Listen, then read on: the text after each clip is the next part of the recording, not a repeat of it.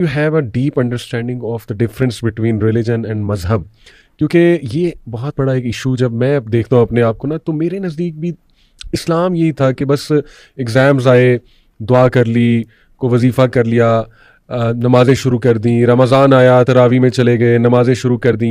लेकिन मैं दुनिया से ना बड़ा सेपरेट समहाउ दीन को देखता था। मेरे सामने ये नहीं था कि यार मे बी दीन इतना प्रैक्टिकल है। अल्लाह माफ़ करे, अल्लाह माफ़ करे, ईयर्स बैक की बात है। तो ये हम सब का मसला है कि आप देखें ना, गवाला पानी मिक्स करता है दूध में और 5 वक्त नमाज भी पढ़ता है। मे बी वो ये समझता है कि नमाज पढ़ना मजहब है और दूध बेचना मेरी दुनिया है, तो उसमें मैं अपनी स्ट्रीट स्मार्टनेस लगाऊं या जो मर्जी करूं। तो ये डायकॉटमी मेरे ख्याल पाकिस्तान में स्पेशली बहुत ज्यादा है। तो were you clear on this कि दीन और मजहब अलग है या एक है? अच्छा, नहीं जी, नॉट रियली। मैं ये समझता हूँ कि बहुत सारे लोग, यानी उनमें हम भी शामिल थे, एक वक्त था, जिनको हम कहते हैं ना कल्चरल मुस्लिम्स। यानी अगर कोई मुझसे पूछे कि जी आप नमाज क्यों पढ़ते हैं, आप मुसलमान क्यों हैं, देन आई वुड से कि जी मेरे पेरेंट्स मुसलमान हैं और वो मुझे नमाज का कहते हैं, और फिर मेरे पेरेंट्स की मुसलमान हैं because their parents were Muslims. तो हम ना बस वो एक थॉट प्रोसेस से चल रहे हैं। अच्छा जी, बड़ों ने कहा तो आपने कर लिया।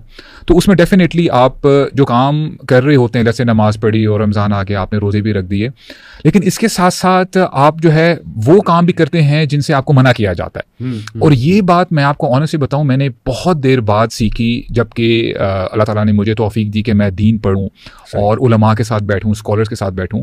तो तब जो है यानी ज़हन खुला कि this is not the case. यानी ये एक कंप्लीट पैकेज है। जब आप ला इलाहा इल्लल्लाह मुहम्मद रसूलुल्लाह कहते हैं ना, तो इट्स नॉट एज इफ कि जी आपने पिक एंड चूज किया, अच्छा ये मुझे बड़ा आसान लग रहा है तो आई टेक दिस, और ये बड़ा मुश्किल काम है, फजर की नमाज, आई कांट हैंडल दिस, मैं नहीं उठ सकता। तो either you take the whole package, और अदरवाइज ये है कि अगर आप किसी चीज को जो आपके करने का काम है नहीं करते, तो अल्लाह ताला ने बड़ी वार्निंग भी दी है, अफतुमिनूना बिबादिल किताबी व तकफुरूना बिबाद। हालांकि इसमें वो लोग हैं जो ईमान रखते हैं कुछ चीजों की, जो किताब की कुछ चीजें हैं।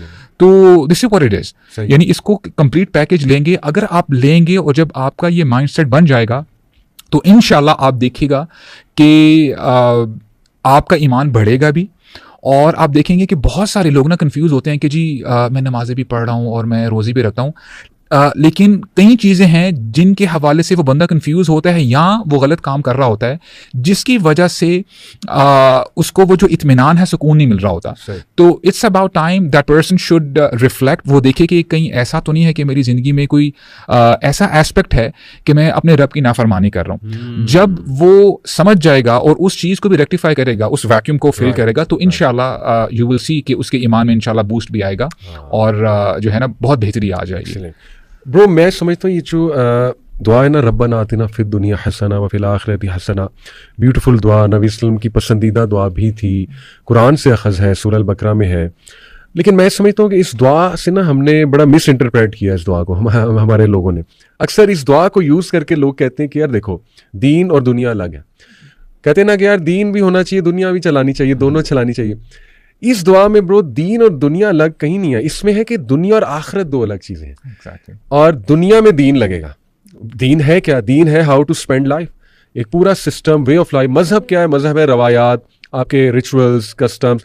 अब बाकी मजाहिब की तरफ देखें तो दे आर स्ट्रिक्टली अ मजहब, यानी चर्च आ जाओ संडे को, उसके बाद do what ever you want, कोई इन्वॉल्वमेंट नहीं है मजहब की, बस ठीक है अपनी शादी ब्याह जिस तरह चलाने चलाओ। बट इस्लाम इज़ अ दीन। अल्लाह ताला कहते हैं ना, उदखुलू फिस सिल्मी काफा, कि पूरे के पूरे इसमें तुमने दाखिल होना है, नो चॉइस। और इस पे अमल करोगे तो आखिरत में यू कैन एक्सपेक्ट द खैर। यानी दुनिया की खैर दीन है। असल में जो दुआ है, रब्बना आतिना फिद दुनिया हसना, दुनिया का हसना इज दीन, और उस पे अमल करेंगे तो आखिरत का हसना भी आपको मिलेगा। तो आई थिंक इस दुआ को बड़ा जो ना मिस कोट किया जाता है।